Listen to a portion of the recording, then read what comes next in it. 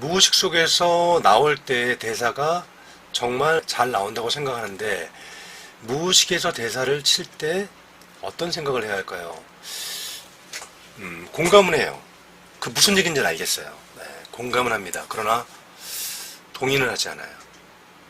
의식이라는 게 사고인데, 사고하지 않는 상태에서 어떤 사고를 해야 될까요?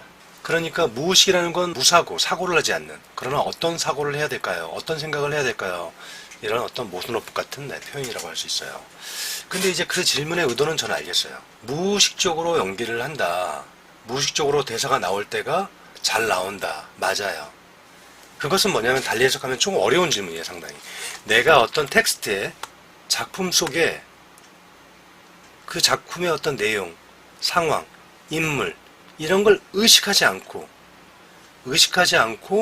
그 상황에 현존했을 때 굉장히 잘 나온다는 얘기예요.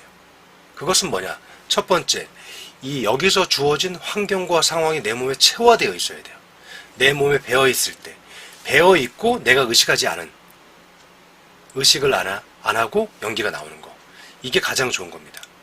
내 몸에 훈련이 충분히 되어 있고 몸에 배어 있고 그런 상태에서 무대에서 자유롭게 그걸 의식하지 않고 연기할 때 그게 가장 좋은 것이다. 지금 그 얘기를 하시는 거예요.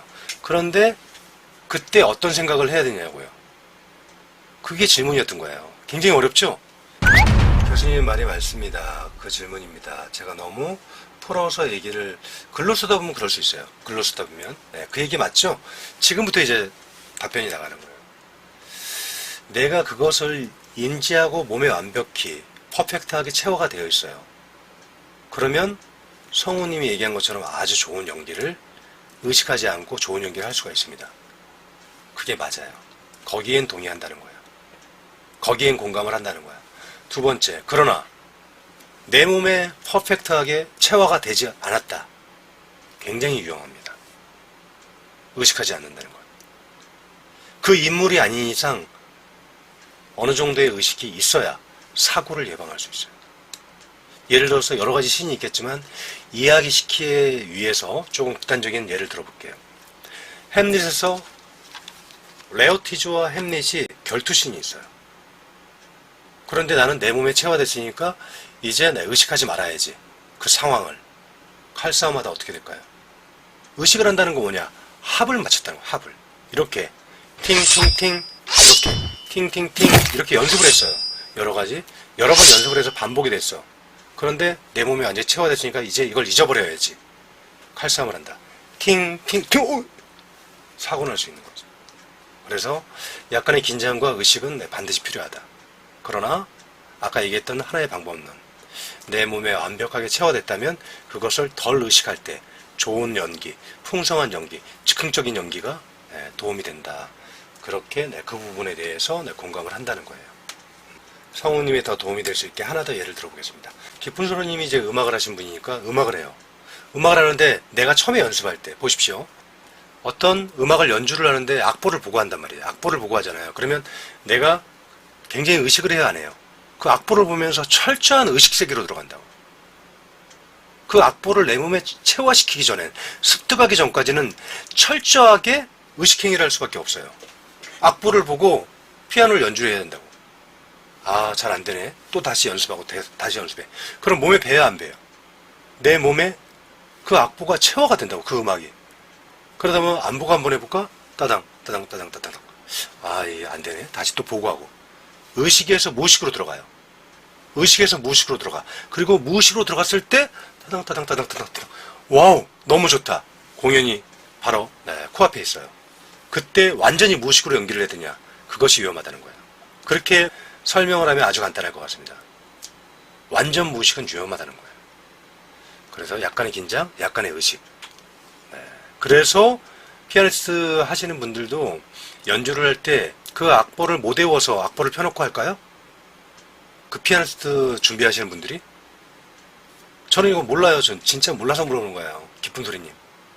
그러나 내가 봤을 땐 수없이 수천 번을 연습했을 거예요. 그런데 그 악보를 왜 펴놓고 할까요? 바로 내가 얘기했던 그 부분이에요. 약간의 긴장, 약간의 의식.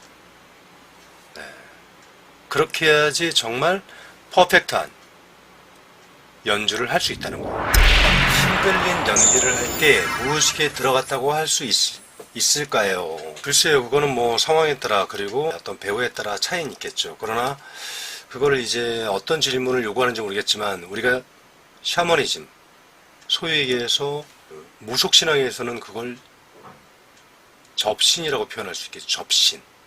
신 들린 연기. 내가 어떤 뭐 신이 들린 건 내가 신은 아니니까.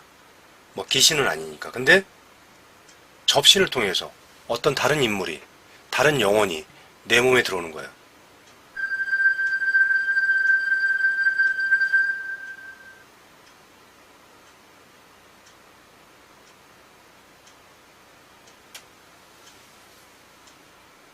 그런 걸 이제 접신이라고 해요. 접신. 그러면 영화에서는 막 하면서 막 그렇죠? 영화에서는 새로운 인물이 되고 그런 거 많이 봤죠. 그래서 접신에 가까운 연기 훈련도 있지만 그런 접신은 엄밀히 따지면 하나의 방법론은 될 수 있어도 굉장히 위험한 거예요. 결국은 신이 들리면 위험한 거죠. 연기는 실제는 아니에요. 실제는 아니라고. 허구적 진실이지. 허구를 인정하고 가장 진실되게 묘사하는 게 가장 이상적인 거예요. 무의식 상태에서 연기를 하는 건 굉장히 위험하다. 무의식처럼 보이게 하는 것이 정확히 내는 거죠.